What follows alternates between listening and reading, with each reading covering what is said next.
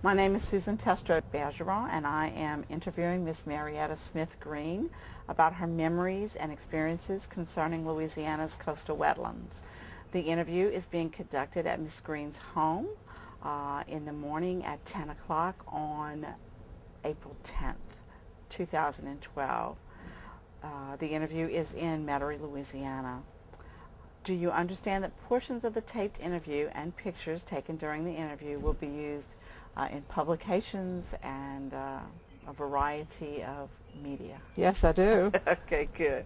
Thank you for speaking with me today.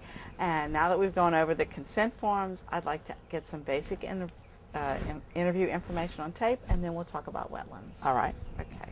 Would you please state your full name and spell it? Marietta Smith Green, Marietta Smith Greene.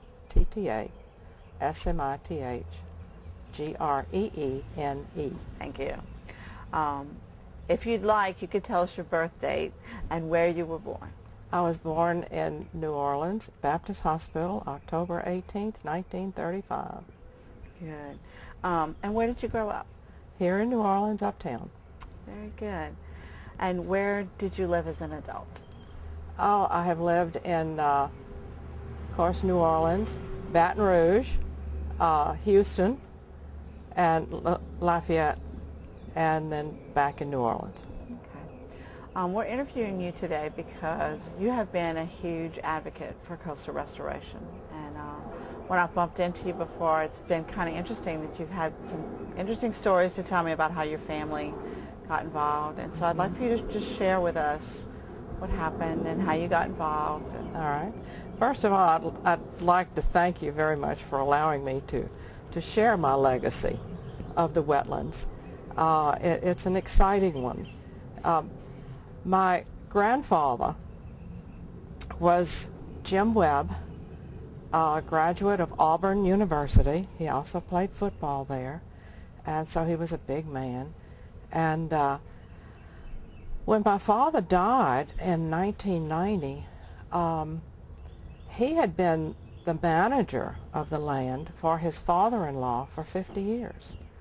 And he died accidentally. No one knew where the property was, and we didn't know where to start.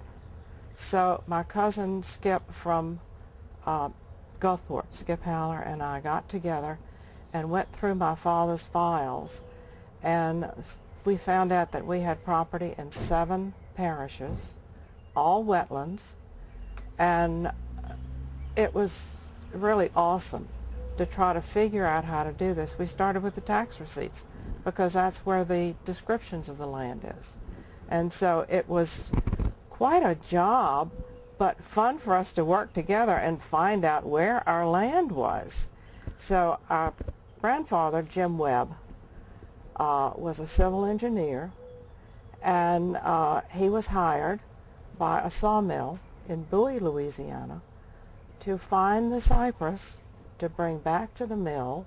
And so he had to tromp through the swamps and find the cypress with his good friend Eddie Sapier, who was the Cajun, and he knew the land. And so they went out and found the cypress, and then he had to find who owned it. So he began to actually learn the township sections and ranges in order to find out who owned it, to get their permission to take the cypress back to the mill. Well, he had a partner, Robert Milling, and they were both big hunters and fishermen, and when they'd find a piece of property that was for sale, they'd buy it. And lo and behold, that's how we got most of our property, was that my grandfather, and the maps that we use today, the township section and ranges on the Tobins that are used today are some of the ones that my grandfather did back at the turn of the century and into the 20s.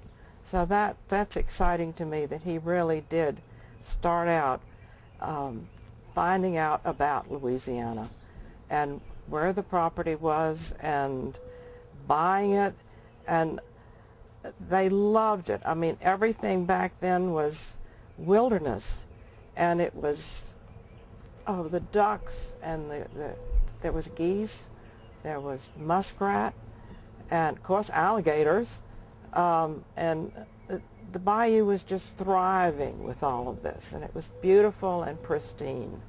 So when my father started taking over, we began to lose an awful lot of land, and he worked closely with the Corps, especially Bob Gunn, who was with the Corps, a wonderful man. And I was privileged to meet him before he passed on, and he also helped us. But my father also Tom Smith, had an intense love of this land. And he and his, it was not his land, of course, it was his wife's, because my mother and Skip's mother, Skip Haller's mother, were sisters. And I was born the first grandchild of Marietta and Jim Webb. So I have my grandmother's name, which I'm proud of. And he and Robert Milling loved this land. It was full of cypress trees and oak trees dripping with moss.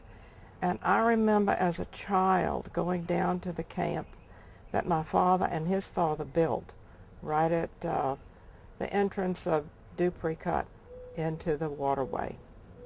And so most, I would say the majority of our land is in Jefferson Parish. And they built a camp there where the men went duck hunting and fishing. And as a child, I swam in that water, which was clear and pristine and fresh. I remember on this property there was a high ridge overlooking the waterway. My grandmother had built a rose garden there, and there was a bench where we could sit, and overhead was a beautiful oak tree with hanging moss. And I remember sitting there for hours and watching the boats go by on the bayou. All of that has disappeared. And that's what's so sad. And so after my father died, and we found, my cousin had hunted there. Mm-hmm. The men in the family had hunted in that area, so they knew it, at least what was around Lafitte. And we knew the devastation and what had happened. But I didn't know what to do when I took over, and Skip didn't either, and how we could possibly preserve it. So we heard about Quipra. It was in its first year of existence. And as luck would have it, I was in Lafayette for a conference and ran into Senator Breaux. And God, I think, gave me the impetus to walk up to him and introduce myself to him, because this was new to me, and say who I was and that I owned a lot of land in Louisiana and we were losing it, and I had just heard about Quipra, and I was sorry that we hadn't gotten in touch with the money. And he said, as long as I'm in Congress, Louisiana will have that money. And it was $50 million a year that was allocated through his legislation to save Louisiana. And he said, and I told him about our problems. He said, you go for it. He said, go with Quipra and you'll get things done. And so I talked to the man in the very beginning, and I think that was my way of realizing that God wanted me to help restore the land. That was my first indication of what to do. And we knew the problems that were facing us, and it was a solution. And so we've been with Quipra ever since. It's been quite, I have been to hundreds of meetings.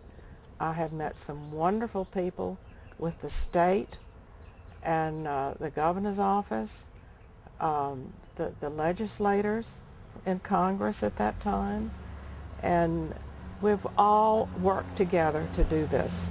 And I can't count how many colonels I've worked with. We get a new one every 2 years. But they also have helped. And one person in particular that I remember is Sue Hawes with the Corps, and she's gone to glory. But she was a wonderful person. We went on many trips to look at what the devastation was and what might have to be done. And so it wasn't just me and my cousin. We worked with all these people, this group of people who helped us, and I have to give NRCS most of the credit for us, because they were the one agency with Quipper that really backed our projects. They did the engineering, the planning, the organizing, and were wonderful to work with all the way through, and they're still helping us. So I'm very grateful that I have had this marvelous opportunity to help save the land. Not just manage it, pay the property taxes, and do all the things that you have to do in the office, but to get out in the land, to see what needs to be done, and have Quipper to help us do it.